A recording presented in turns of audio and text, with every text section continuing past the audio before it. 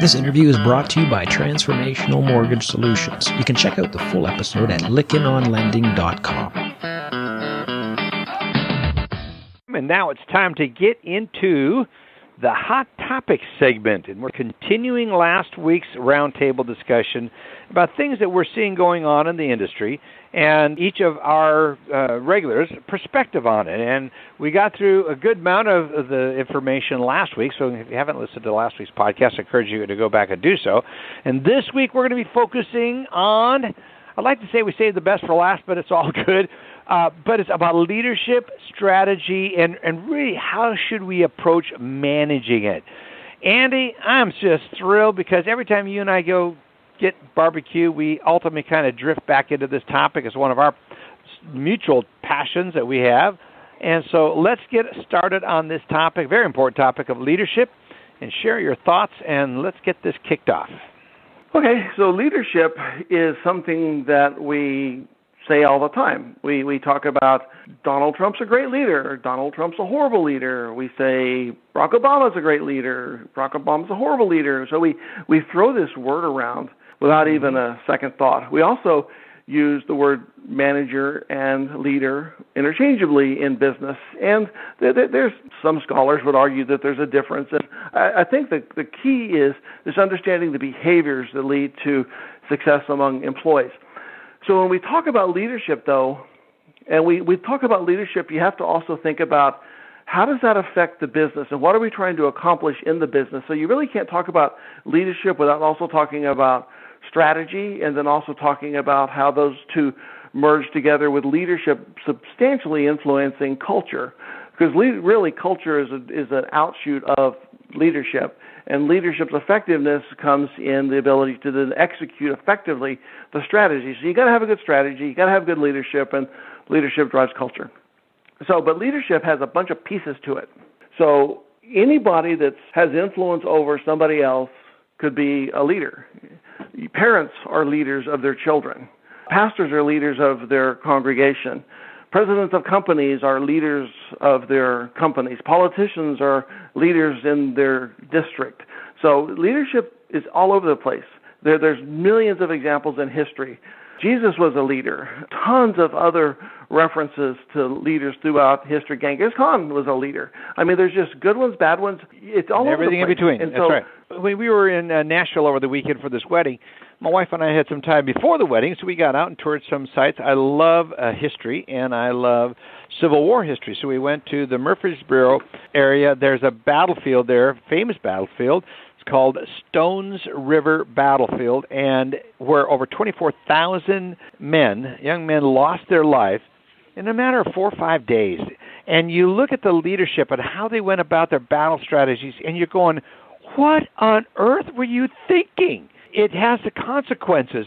So it is important that we listen and we follow and you inspire people, but there's just comes a certain amount of intelligence about what you're leading people into. And Andy, I think you and I have both witnessed the inspirational side of things. We've watched people, that are trustworthy. I'm thinking some really notable examples. I would like to talk about them and name them by names, but I don't have their permission. But let's talk thematically about when you're pointing someone into direction, you're taking someone, whether it be a battlefield or into a business, and you're originating the particular direction with a particular strategy. What are some of the do's and don'ts you would say they need to have? Yeah, there's a bunch of characteristics that come into leadership. I think one of the ones that you're talking about right then is decision-making.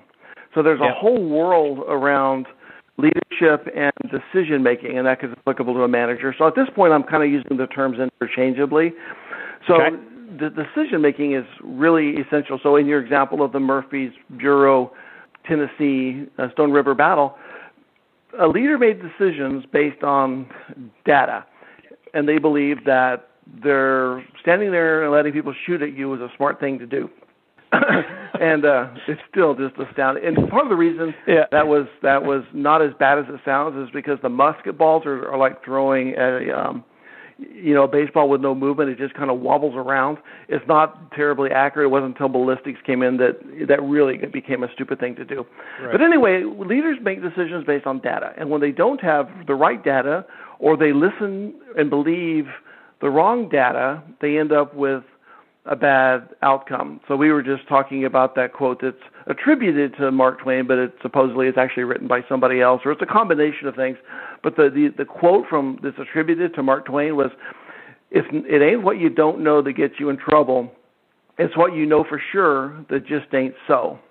It's what gets you in trouble. Good. And this is sort of a reflection of management hubris, where leaders are so confident that what they're doing and what they're saying is right that they refuse to listen to anybody else or any other logic or any other input. It's also an outshoot of megalomania, which is a psychological disorder.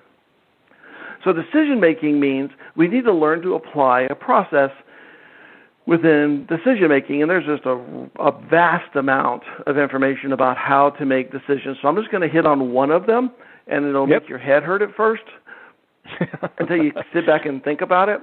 So I'll tell you what it's called, and this is actually from a fellow by the name of Dewey, and Jim Dewey wrote this in 1910, if you can believe it. So in 1910, Jim Dewey wrote this statement, and he calls it the double movement, so moving both ways, the double movement of reflective thought. Reflective thought means you're thinking about it, you make an observation, and then you're testing your thoughts. You're going to reflect on your thoughts. So double movement of reflective thought. And the reason it's called double movement is because it uses both, and I'm going to say these words, but then I'm going to talk about it. So it talks about inductive, then deductive reasoning, applying inductive reasoning and then deductive reasoning. And what that means is, simplified, is you have an observation and you reach a conclusion. So an observation could be, my loan doesn't close on time. As an originator. So I'm an originator. My loan doesn't close on time. That's my observation. My conclusion is my processor sucks. So I stop right there. That's my decision. I've reached a decision. Done. It's like the example of the grocery store manager walks through the aisle, asks one person, do you like that coffee? They go, no, so they remove it from every store. See, it's observation and conclusion without illogical validation. That's wrong. That's right. That is inductive because you went from specific to general. You made a general observation. But now what you need to do, what the double movement of reflective thought would be, is, okay, now let's look at this. Let's look at this conclusion. Let's say my processor sucks. So you say, okay, you put on your Sherlock Holmes hat. Now we're going to be a detective. So we're going to say, okay, if a processor sucks, what would be some of the conclusions we would expect to see? What would be some of the deductive activity we would see? Well, we would see customer complaints. We would see lots of loans not closing on time. We would see tons of stips coming out of underwriting, and, on and on. So then we say, okay, if a processor sucks, then we should see these bad things. So then we look at the facts. This is where deductive reasoning is quantitative, which means we have real things we can measure, whereas inductive reasoning is qualitative, which means it's kind of an opinion. So we're now going to get facts, and we're going to get our real facts about what actually happened. We're going to see that, you know what? The processor has one loan that didn't close on time, very few stips, no customer complaints. So now, as a manager, we can go to this person who's making this claim that my processor sucks. You can say, okay, so this is a tool for managers. It's actually a really effective tool for managers because you can even say the words, double movement of reflective thought, because nobody knows what that means. It's like code. So double movement of reflective thought. Okay, let's talk about that. So your processor sucks, and you came to that conclusion because one loan didn't close on time. And we don't actually think about this. We just kind of automatically, well, you got to have more information. Well, there's actually a structure behind getting more information, and that's part of what you do in decision-making. You validate your conclusions. If you think my software is awesome or my product's awesome, well, how do you know? Well, you get surveys, or you get tests, or you get sales results, or you get validated information. So anyway, on and on. That's just on decision making. But let's circle back to leadership behavior, if that's okay. Leadership behavior. Please do. Leadership behavior. So I wrote down several ideas about leadership behavior, and I'm going to just list them out, and then we can talk about them a little bit. So leadership behavior, I think, includes, and there's no single list. There's thousands and thousands and maybe millions of articles written on leadership, academic studies on leadership, scientific exploration of what an effective leader is, and I got a lot of those books actually. But leadership fundamentally is the ability to listen and inspire the staff. It normally is associated with stability and honesty and trustworthiness. So it's kind of like a little bit of a Boy Scout kind of thing. Yeah. It also, because of being able to listen and inspire, so you hear what people say, you're able to encourage them to move forward. They believe you because you bring stability, honesty, and trustworthiness, which means that you can't change your mind every day and give different directions. It also means, though, that you're able to embrace change. So leaders need to be able to embrace change because the world's moving around so rapidly, faster than ever. Well, that's so a really interesting perspective. And how do they do that? How do they embrace change? How do they identify the change that they need to respond to? Because there's so much change going on everywhere. Where do they focus? What is your recommendation on where to focus on what is changing that they need to deal with? Well, that goes back to the decision process. So we don't guess. Yes. We don't sit at our desk and guess. Yeah, we're not just going to do what we feel. If you do what you feel, which is also known as intuitive decision making, you're probably going to be wrong half the time, so you might as well just get out a quarter or a dart and throw it at the wall, yes or no, and see which one it hits. I love intuitive decisioning. I love feeling how I feel about a decision. I know you. But I also know that. But I also know it's wrong a lot. So, I mean, if Dave pushes one of my don't go there buttons, like fairness is one of them, and I'll just like, well, fine then, forget it. So I'll make a bad decision if someone pushes my button. And you have to know that about yourself. Part of that is emotional intelligence. You need to know what drives you. It's not just how you feel, but sometimes those feelings, in men especially, can be so subtle that we don't even recognize it. I know, Dave, you're an expressive and a feeler, both. I mean, we both are. We both are. That's why we get along well. Yeah. But it also creates challenges along the way for those of us that are like that, because those buttons are they kind of glow a little more sometimes. And that's such a good point. I want to underscore that one thing you made. It's so important that you know where your buttons are and that you know how to manage them, and that when they are pushed, it's how to manage them, because oftentimes we blow up and go the wrong way or blow up a relationship, and we do so many things that are destructive when we don't understand those buttons. So I think it starts, a lot of it, knowing where each of us are reactive, how we do that. And for me, some of the times it's feeling respected. At least hear me out. Hear me out. And then if I feel heard, then I'm opening up to that. And I think that's one of the things that clouds that. I love your insights to that. Every time we go to gather barbecue, we spend so much time on this. Well, that's where, when you have those issues, that's where if you don't make decisions based on the intuition or the feeling, you go back to, it's as stupid as it sounds, the double movement of reflective thought. Because what it makes you do, and you do this, Dave, because you journal all the time and you process out these things and you come up. You do this exact process, inductive to deductive circle. But you've got to do that. So that's what you got to learn. Don't just make a decision on the fly. A processor comes in the office and says, man, that originator yelled at me again. And you call him up and say, you're fired. Do stuff like that. You've got to have facts. You've got to have information. Don't just, and that happens a lot because we feel protective, but we've got to have decisions that are based on reason and understanding and logic. And when you base decisions on data, and you have data that's quantitative, it's like really things that happened, you're going to make good decisions most of the time. Obviously, personnel decisions kind of get really challenging sometimes, and we have a whole world of ways of evaluating personnel behavior and personnel ideas and thoughts. And I mean, that's the whole human resource management side of this, of filling the bus, or however you want to, whatever metaphor you want to use, because beyond leadership strategy and culture is the people that fit, because the leader is going to define how we operate. So one of the documents that I like to see with companies is the vision, mission, values, a value statement. Yep.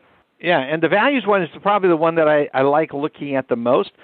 Are you practicing what you preach? Is one of the first one. Is do you even believe in your values? I mean, people state things that they want because they're posing. They want to look like they have this value, but in reality, in practice, they don't. And I think when you try to call, especially as us as a consultant, try to call people out of this stuff, man, that's one of their buttons they hit. You don't go there. There's so much I want to share with our audience, want you to share with our audience, but I also want to get time. So I'm going to go on to 360 management, looking at how you your system by which you get an analysis, and I also want to get your perspective on the various channels, the retail, consumer direct, TPO. Some of your thoughts on that from your consulting practice, and then we can wrap up with some technology observations that you're seeing. I love your thoughts on all of this. The last point on leadership is in mortgage lending. You have to embrace the Lexus mantra, the relentless pursuit of perfection. I think if you're a leader, you have to have these qualities of stability, honesty, trustworthiness. You have to be able to listen well and inspire. And I don't mean placate listen. I mean legitimately hear what people say. You need to be able to embrace change and have a constant improvement focus, the relentless pursuit of perfection. And I got a bunch of other metaphors about that one too, including one of the companies that I used to own called Defying Gravity, which is where the Profit Doctor first started back in 1998 or so. So 360 management. 360 management is, so 360 means turning it in a circle. And, you know, there's other people that have extensions every off possibility. of this. But all it means is, it just means looking around. But it means we have to measure every task. We need to understand what's happening. But as we measure every task, like how long does it take for an underwriter to underwrite a file? How long does it take for a processor to process a conventional file? So we have to measure every task, but when we measure tasks, we need to know, okay, well, what's good? What's enough? How much is fast enough? So you need to establish expected results. You need to have an idea about what you should get, what's good enough. And what's good enough needs to be based on what's possible to drive given the workflow. And it can't just be because the originator in the Utah office called and said they're not going fast enough. Well, we got to apply our double movement of reflective thought to that and think, okay, well, what does that mean? How does that work? How do we form our hypothesis, and now we're going to prove it? So we've got to establish expected results, and then we're going to look at what the actual results are, and then we're going to adjust. So basically, it's having a standard and measuring to that, evaluating actual results, and then adjusting to have this constant improvement, always doing better. But you can't always do better unless you know what you're doing, and you can't know how well you're doing unless you have a standard to measure against.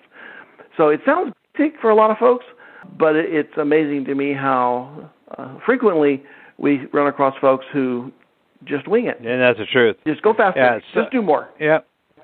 I think we look at it like it's a race rather than total quality management. I mean, it's assessing constantly what you're doing, and are you getting really, first of all, knowing what you want as a desired result, and are we really getting that, or are we just focusing on some less important item? I want to get your perspective on the various channels out there. We know we have loan origination. We have retail as a loan originator sourced business. We have consumer direct, and TPO and mini core, and then of course the correspondent channel. I'd love to get your perspective on what you're seeing out there, Andy, on each one of these. Sure. So I'm going to make a 30-second point. You just talked about total quality management. What's really interesting about that is that was actually the offshoot of a fellow by the name of W. Edwards Deming, which the name of my college, my university's business school, was actually named after Deming. Oh, really? But what's funny about TQM is he created that for Japan, for the Japan manufacturing. It wasn't accepted immediately in the U.S. In fact, it was rejected in the U.S., and the Japanese started kicking our butt. So then the U.S. automakers thought, oh, wait, maybe there is something to this whole total quality management.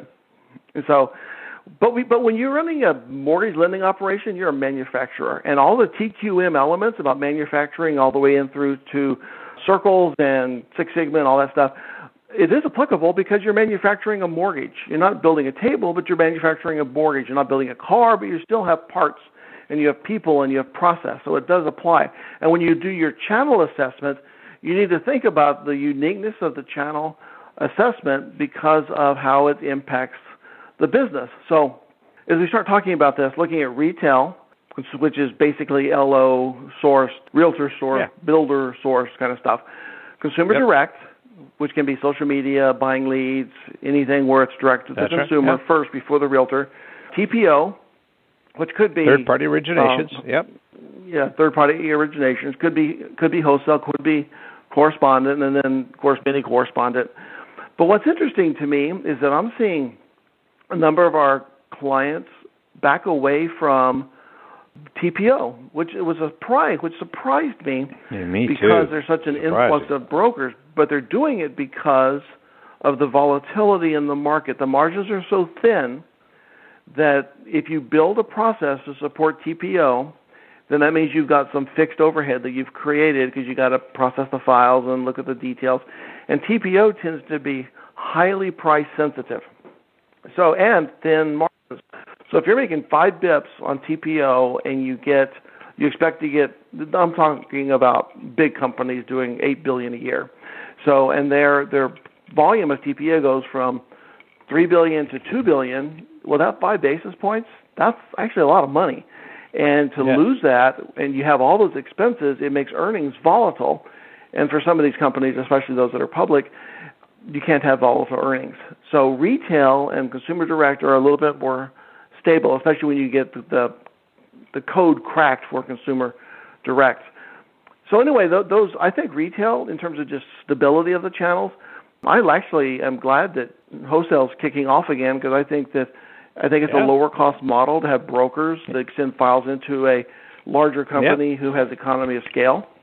I think that's better for the consumer. I think consumers get a better price when you go through a lower cost alternative, and sometimes the retail channels are of a mid-sized lender and I want to be careful about what I say here, but there's the greater than the volume you have that spreads overhead over that larger volume reduces your cost per loan until you get to the point of diseconomy of scale, but you got to be really big for that to happen. Right. So retail, consumer direct, TPO, mini core, how big is enough? These are just things to consider.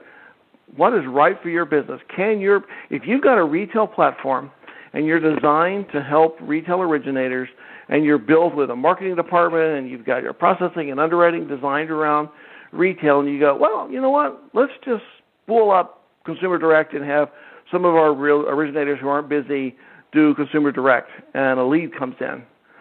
Unless you call that lead in like 5 seconds, you're not going to get it. Yep. You can't run consumer direct like you do retail. It's different. Same thing with wholesale. You can't run wholesale just like retail because now you've got broker relationships and you have to have the technology to support it.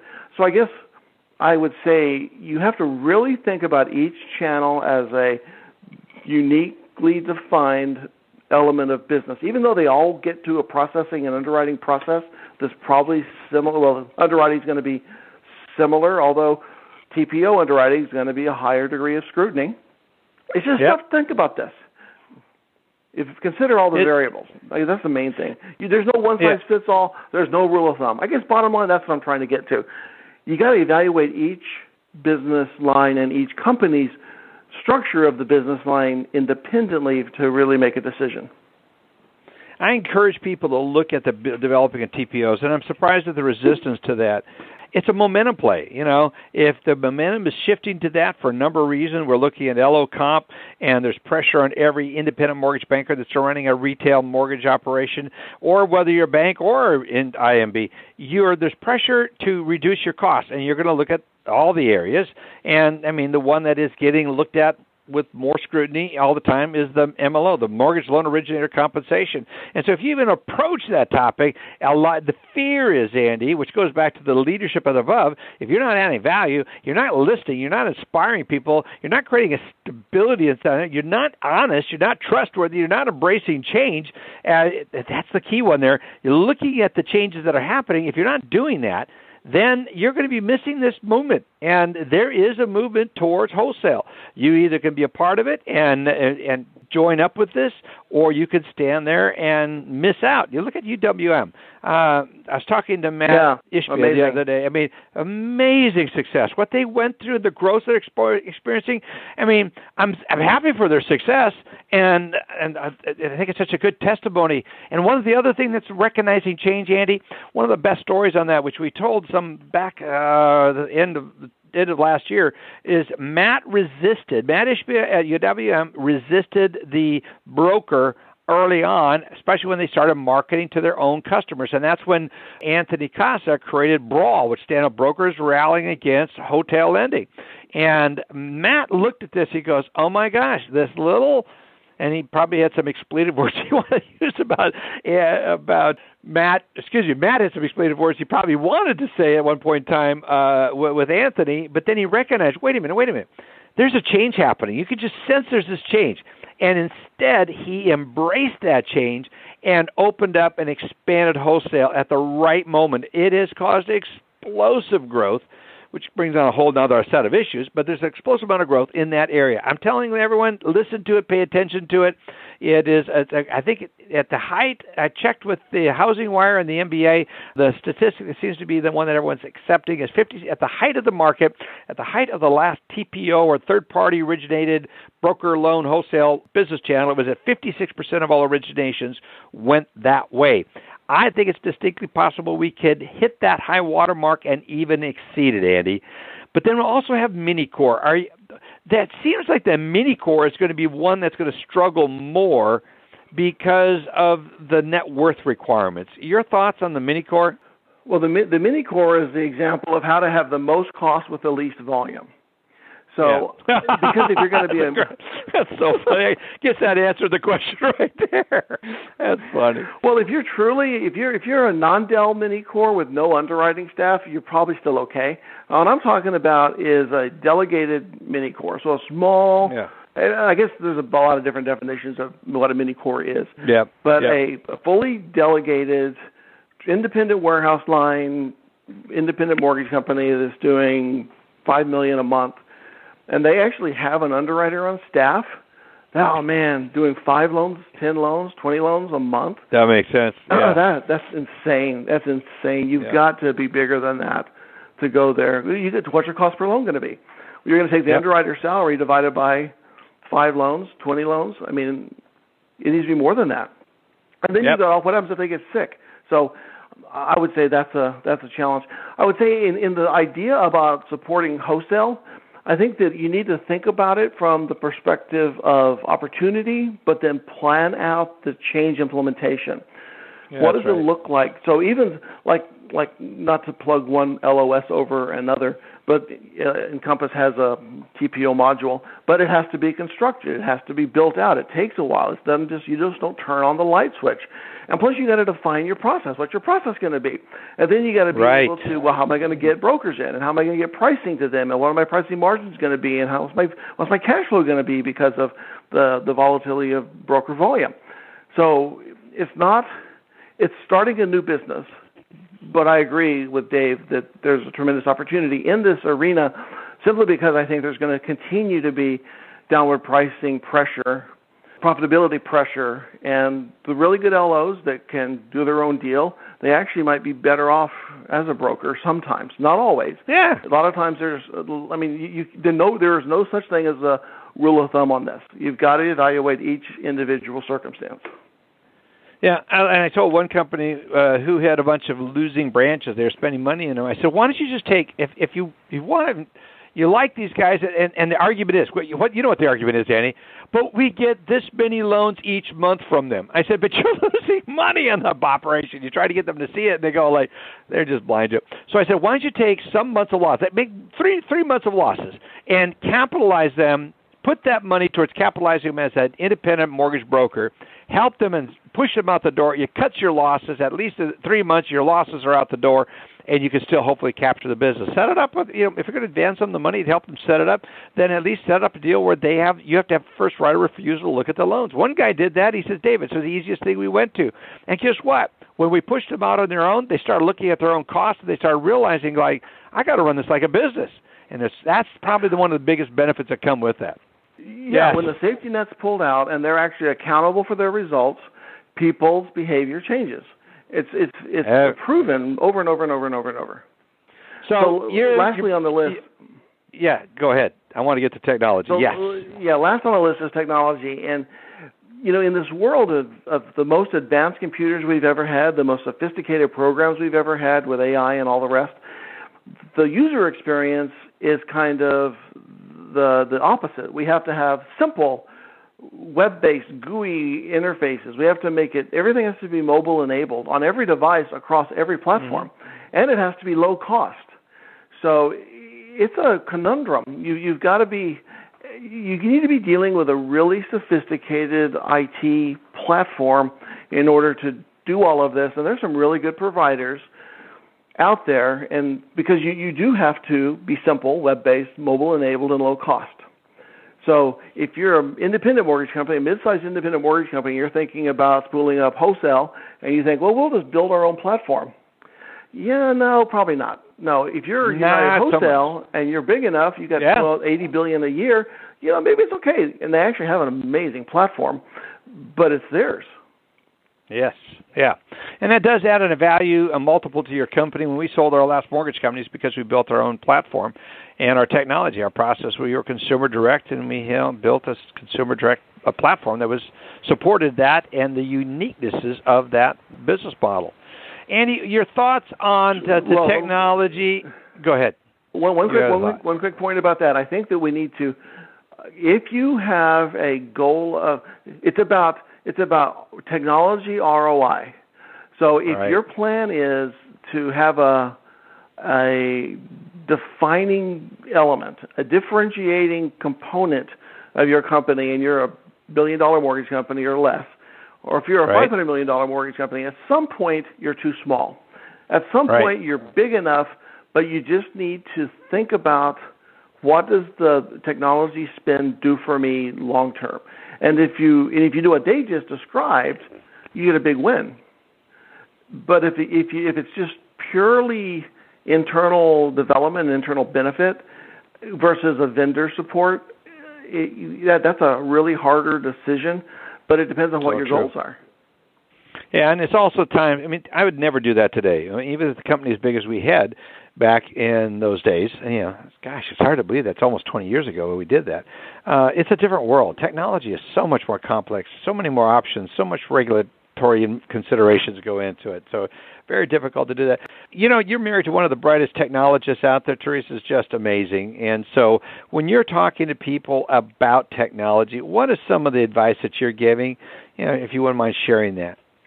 Well, again, it's keep it simple, make it web-based, but also be really mindful about change management. So Teresa spends a ton of her time just helping people deal with technology integration, technology deployment, technology selection. She spends a ton of time helping CEOs understand that technology change is not a light switch. I can't tell you how many times there are unreasonable expectations pushed down from the top without any additional information to understand why, and they just say, go faster, and it blows up. And then they go, well, why'd you let that blow up? It's just awful. So you've got to have an understanding of process. You got to understand the pieces that go into the task. You got to understand the requirements. So when you're going to do a technology transition, you got to have all these tasks. You have to have all these resources, have to measure all the deliverables, and then you end up with an acceptable outcome. But all the people in the company are already busy. So how are they going to have time as a full-time job to have another full-time job? And the faster you go, the more time it takes from them. And another thing that people underestimate is people's ability to learn new systems. Now, I know, Dave, you like tinkering with new stuff, and I like tinkering with new stuff. I do, but, yeah. Not everybody does. Sometimes people like to know what they know. They want to be confident that they can get to the answer. A realtor calls, what's the status? Or, a realtor calls and says, why isn't this closed? Or a customer calls, what's the details? You've got to be able to get it instantly. You've got to be able to jump in the system and know it. And that's training, and it doesn't come after 1 hour of training. It doesn't come after 2 hours of training. Really deep muscle memory level training of a system is the thing that makes us different. I preach muscle memory training of an LOS or any technology. Your staff has to just know it. They got to know. They can't sit there with the pressure of having the customer on the phone trying to find an answer and not being able to get there is a stressor that's completely unnecessary. If you just train the staff over a longer period of time. And we won't take on a project where that's not accepted as the requirement. You got to do it. If you don't, you're going to have poor buy-in. You're going to have failed implementations. We never have failed implementations because we don't do the things that cause implementations to fail. Well, boy, I know that's one we could get on, and I know I've watched you, and you do a great job in helping with implementation. Andy, thank you so much. This is some great stuff today. It just reminds me we got to get together again soon and talk about continuing this topic. Leadership is going to be probably one of the most important ones as we move forward, and the rate of change is accelerating. And so, what is the system by which you are managing change and inspiring and listening to your people? Good job, Andy. Really appreciate you being here with us. You too, Dave. Very much so. Thank you. That's great. Folks, next week we're going to have a Father's Day special. You're going to want to tune in. It'll be a surprise. I'm really excited about this interview that we've done, and looking forward to sharing it with you. You have a great week. Look forward to having you back. Special thank you goes out to our sponsors, Black Knight, Open Mortgage, Finastra, ResX Warehouse Lending, a division of United Bank, the MBA, the Lenders One Co-op, as well as the Mortgage Collaborative Cooperative, as well as Velma, Knowledge Group, Vidyard. And we appreciate you. Check out our website. Go over there. Check out the digital business card as well as each one of the podcasts we have up there. You can listen to just the Hot Topic segment, or you can listen to each one of the segments going back for a long, long time. I think they're up there 2-3 years are up there on our new website. Appreciate you being with us. Have a great week, everybody, and look forward to having you back here next week. You've been listening to Lykken on Lending, a weekly mortgage market update with your host David Lykken of Transformational Mortgage Solutions. Join us next week, and thanks for listening.